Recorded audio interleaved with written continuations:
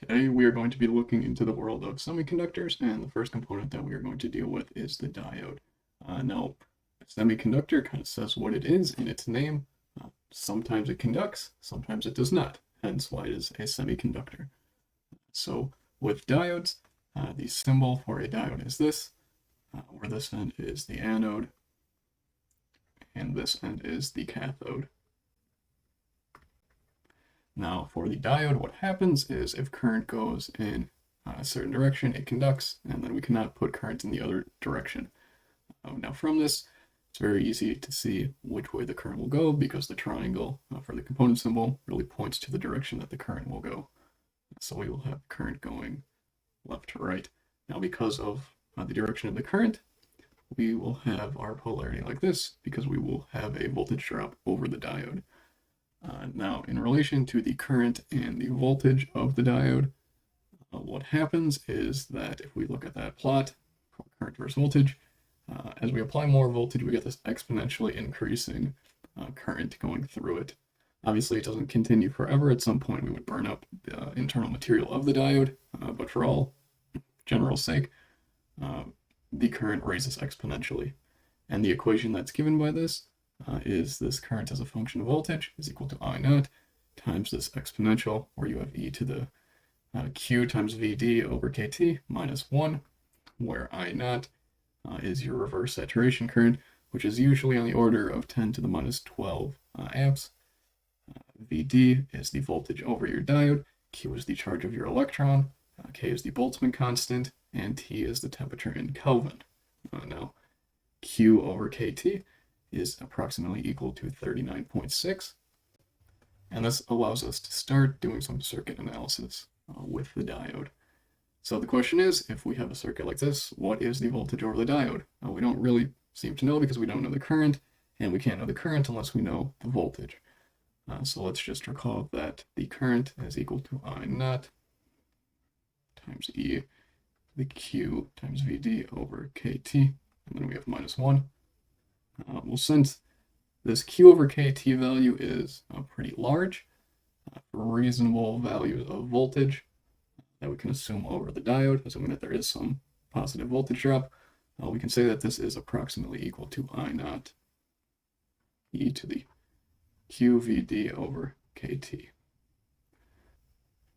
So what we can look at next is a kind of hand-wavy example of Ohm's law. So we'll recall that V equals IR, or we can say that I over V is equal to 1 over R.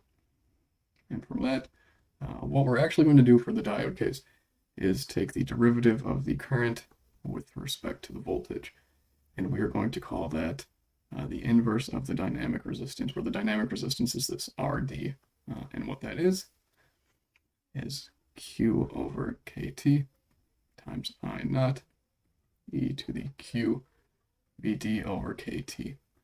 Now we can invert this term and say that the dynamic resistance is equal to KT over QI naught e to the minus Q Vd over KT.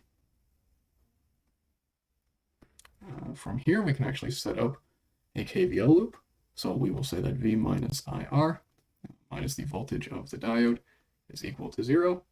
Well, let's say that the voltage over the diode is equal to the current times the dynamic resistance. And we know that because we are in series, current going through the resistor is equal to the current going through the diode.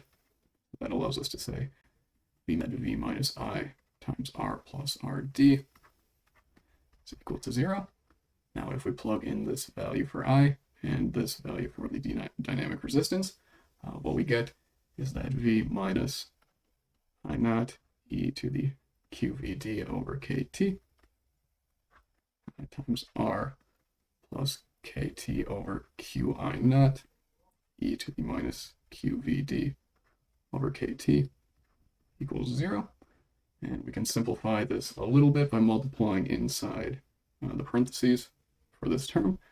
And what we get is that V minus I naught R e to QVD over KT minus KT over Q is equal to 0. Now, we we can put certain things on certain sides. We can move over this current onto the right.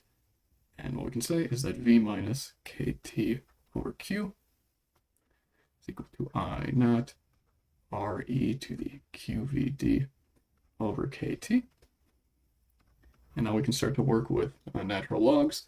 And what we end up getting is that VD is equal to the natural log of V minus KT over Q.